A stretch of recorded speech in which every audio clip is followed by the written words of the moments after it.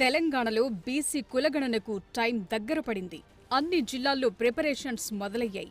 ఎప్పటినుంచో డిమాండ్లున్నా ఇన్నాళ్లు బీసీ కులగణన జరిగింది లేదు. స్థానిక సంస్థల ఎన్నికల్లో రిజర్వేషన్లకు బీసీ కులగణనకు లింకుండడంతో మొదట ఈ లెక్కలు తేలిన తరువాతే ముందుకెళ్లాలని రేవంత్ రెడ్డి ప్రభుత్వం ఇప్పటికే నిర్ణయించింది. కులగణనకు సంబంధించి అక్టోబర్ 10న జీవో 18ని సీఎస్ రిలీజ్ చేశారు. అటు హైకోర్టులో గత నెలలో కులగణన విచారణ జరిగింది. బీసీ కులగణన 3 నెలల్లో పూర్తి చేయాలని రాష్ట్ర ప్రభుత్వాన్ని తెలంగాణ హైకోర్టు ఆదేశించింది. పూర్తి చేసి రిపోర్టు సమర్పించాలంది. రిజర్వేషన్ల నిర్ధారణకు కులగణన డేటా ప్రాతిపదికన ఉండాలని, వారి జనాభాకు అనుగుణంగా బీసీ రిజర్వేషన్లను నిర్ధారించేందుకు న్యాయ పరిశీలనను తట్టుకునే విధంగా జాగ్రత్తలు తీసుకోవాలని ఆదేశాలు జారీ అయ్యాయి. అటు రాష్ట్ర బీసీ కమిషన్ కూడా కర్ణాటక, బీహార్ రాష్ట్రాల్లో చేసిన అధ్యయనాలు, బీసీ కమిషన్లు అనుసరించిన ప్రక్రియలను పరిశీలించింది. సర్వేను 60 రోజుల్లోగా పూర్తి చేయాలని, అనంతరం స్థానిక సంస్థల ఎన్నికలకు వెళతామని సీఎం రేవంత్ రెడ్డి కూడా ఇటీవలే క్లారిటీ ఇచ్చారు.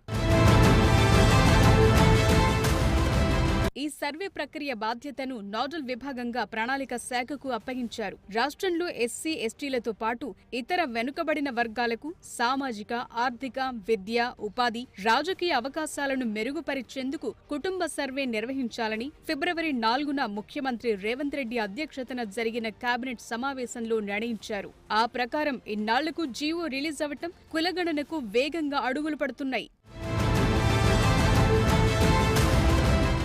బీసీ సంఘం నేతలు బీజేపీ, బీఆర్ఎస్ నేతలను వరుసగా కలుస్తున్నారు. కులగణనకు సపోర్ట్ ఇవ్వాలని కోరుతున్నారు. నిజానికి దేశవ్యాప్తంగా ఏ కులం వారు ఎందరున్నారో తేల్చాలని రాహుల్ గాంధీ ఎప్పటి నుంచో డిమాండ్ చేస్తున్నారు. కేంద్రంలో తాము అధికారంలోకొస్తే దేశమంతా కులగణన చేస్తామని హామీ కూడా ఇచ్చారు. అయితే బీజేపీ మాత్రం ఈ విషయంలో ఏకీభవించకపోవటం రాజకీయంగా కీలకంగా మారింది. అటు బీఆర్ఎస్ కూడా గతంలో బీసీలకు స్థానిక సంస్థల్లో 34% రిజర్వేషన్లు దాన్ని 18% తగ్గించిందని బీసీ సంఘం నేతలు గుర్తు చేస్తున్నారు. సమగ్ర కుటుంబ సర్వే చేసినా ఆ లెక్కలను రాజకీయంగా వాడుకున్నారు తప్ప కేసీఆర్ ఏనాడు బయటపెట్టలేదని మండిపడుతున్నారు.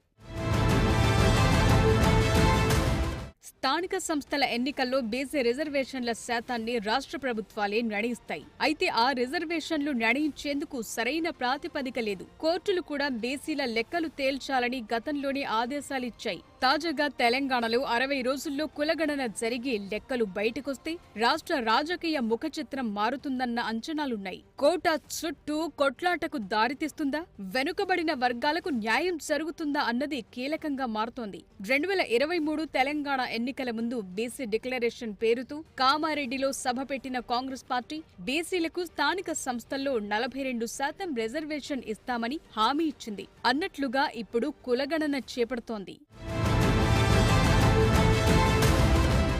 ఇక పనిలో పనిగా చేసే సామాజిక ఆర్థిక సర్వేలో దాదాపు 60 ప్రశ్నలు అడిగేందుకు ప్రొఫార్మా రెడీ చేస్తున్నారు. ప్రధాన కులం, ఉపకులంతో మొదలై ఇంట్లో ఎంతమంది ఉంటారు, ఆధార్ కార్డు నెంబర్, వాడే వాహనం, ఉండే ఇల్లు, కిరాయి లేదంటే సొంతమా, ఎంతమంది ఉద్యోగం చేస్తారు, వచ్చే సంపాదనెంత, భూమెంత ఇలాంటి ప్రశ్నలు అడగబోతున్నారు. అటు తెలంగాణలో కులగణనకు సెన్సస్ యాక్ట్ ప్రకారం రీసెర్చ్ మెథడాలజీని తీసుకుంటున్నారు. ఇలా చేస్తే ఎలాంటి న్యాయపరమైన చిక్కులుండవని భావిస్తున్నారు. కర్ణాటకలో కాంతరాజు కమిషన్ సమగ్ర కుటుంబ సర్వేను ఇదే పద్ధతిలో చేసింది. కోర్టుల్లో ఎలాంటి చిక్కులు రావద్దంటే ఇలాంటి మెథడాలజీ ప్రకారమే చేయాలని నిపుణులు చెప్తున్నారు.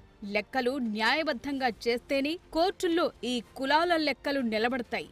ఏమాత్రం తేడా ఉన్నా కథ మళ్లీ మొదటికే వస్తుందంటున్నారు.